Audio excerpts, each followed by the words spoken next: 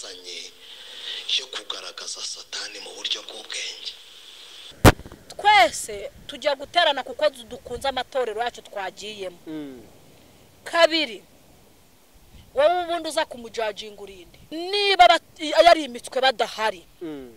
Kabiri, akaba ntawe ajya gukura iwe. Gatatu, ibyo yaba akoresha byose ntibikureba. Icyambere nuko njyayo nkabohoka. Yego. Kabiri, nuko Imana avuga njyewe ninyizera nk'uko iri nzayibona.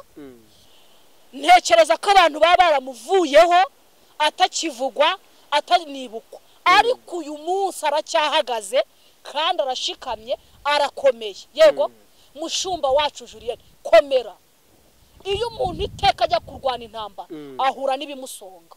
Gukomera ni mushumba wahamagaye Ribu. Uwo muntu uri kuvuga ibyo nawe wahamagaye Ribu, ubundi bageze kugira ngo Ribu ijya muri ibi bintu. ndabona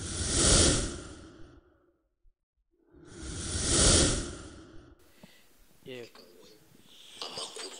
Yego. Nguhe n'ibimenyetso bifatika noneho bikwereka kuri mu itorero rya Satani, ariko utigeze ubimenya. Ariko mbivuge neza, bikwereka neza ko abantu batambwiye ibitambo, ariko abantu basinziriye bari mu nsengero za Satani zihagarariwe na Satani, ariko bakaba batabizi.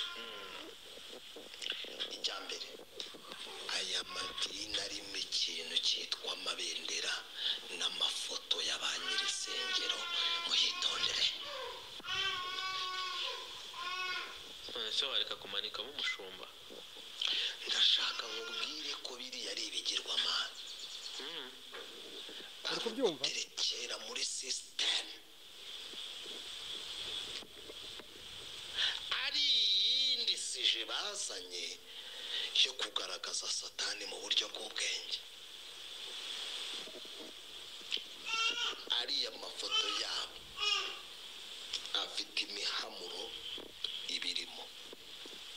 Ukajya nko mu itorero ugasanga kuri screen imbere hariho ifoto ya poso wabo. Bivuze ngo nkurikira tuganire. Yego. Yesu ntibamwemera nk'umwami n'umukiza muri urwo rusengero, ahubwo dore umukiza n'umwami wabo. Yego, ni byinshi bigiye bitandukanye byagiye bivugwa, abantu bashingira ku ma uniform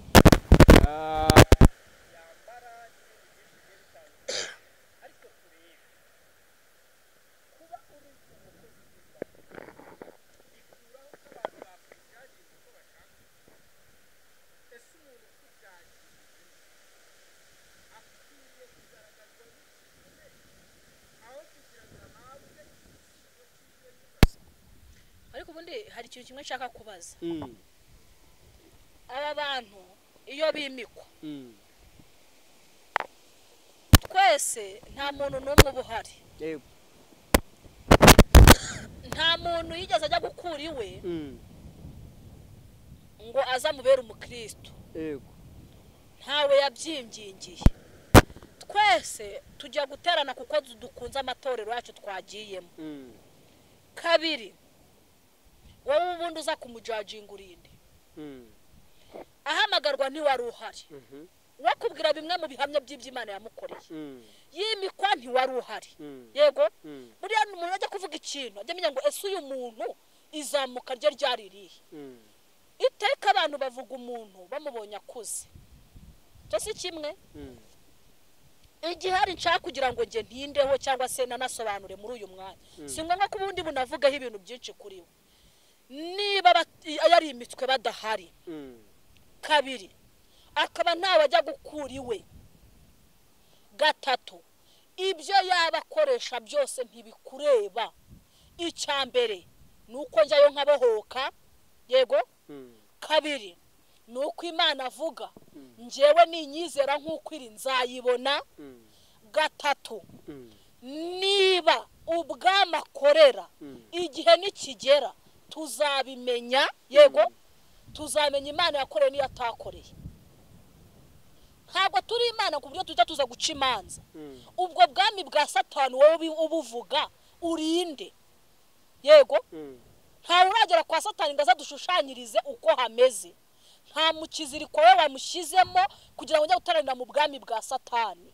Aho ndi kujya, yego ni njye wijyanye n'ubwenge n'ubuteye n'ibitekerezo byanjye. Nimbona ko ari kwa Satani nzavayo. Bundi ngiye mfatira urugero ruriho igihe bavugiye Apotre Gitwaza.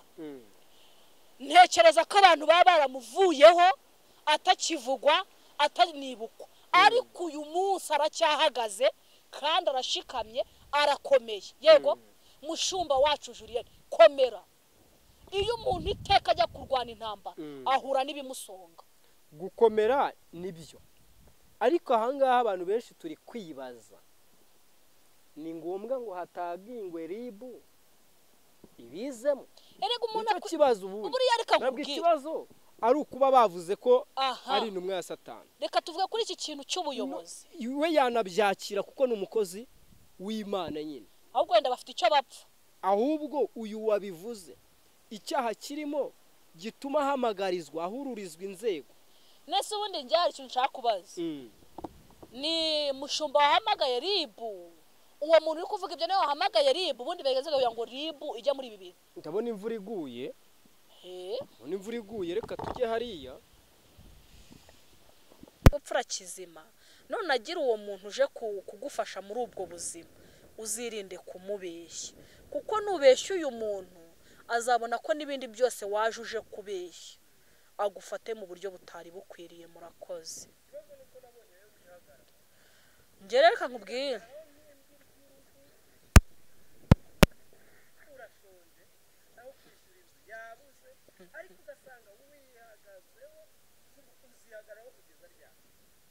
Buriya inka ijya gushira cyangwa ijya kugeraho ivuga ngo mba ku munota wa nyuma. Inka yararwanye yaragerageje, intama nayo ijya gutamatama yagerageje. Mube munyihoreye. Nibonye umugore munini cyane waje akavuga ati igihe nyamara birankomereye nabuze naho nerekeza abana. Ntiyatabawe se? Oya. Waramubonye kuri Kiranuka? Munini cyane. Tujya kurusha ubunini. Aranduta pe. None se akazabamo kariya kawe niko gato kurusha kabamo. Siko numva ega nawe yaraba. Materu ryamaho. Wambabari ko n'ujye ubyihorera. Niko gato kuruta iyo waryama. Uyu uriya we ni na munini. Kandi urabona mwese muri banini muri biduhagire, ariko we oya nta kibazo duko dukomeza. Mbese ubwo nk'uwo mu diaspora iyo umubwiza ukuri ukavuga ati nanjye ndi muri situation niba ungirira neza cyangwa niwe waguhaye ibiryo wariye saa sita. Oya ni wewe wayanyoherereje. Inde wowe Kisa hari amafaranga naguhaye? Udatuma mbe uzabikuremo. Ryari ideni nishyuraga. Si ryari ideni nishyuraga se? Ariko rero rya bideni ntago nari nariteguye. Oya da. Ntago nari nateguye ko ndi buyabone. Ariko nyine uhita uyama. Yego twikomereze nyuma y'inkuru za Pastor Mutesi avugaho ibintu byinshi bitandukanye. Ubwo urumva imihanda igiye kunyerera nanone batuzanira za rese yakiriyeho amafaranga ubwo batangiye kumwishyuza. Neza ubwo ugira ngo hari imikino ihari. Mani mutabare ndumva agiye kurwana bundi bushya. Nagiye kubona rero mbona imbuga nkoranyambaga zizanye amakuru ya Julienne Kabanda zivuga ko hari umuntu wataginze RIB wabikoze kuri X. Reka turebe kuri X. Ahangaha ni ku Nyarwanda haranditse ngo uwise Pastor Julienne Kabanda intumwa ya Satani n'umutubuzi ari gukorwa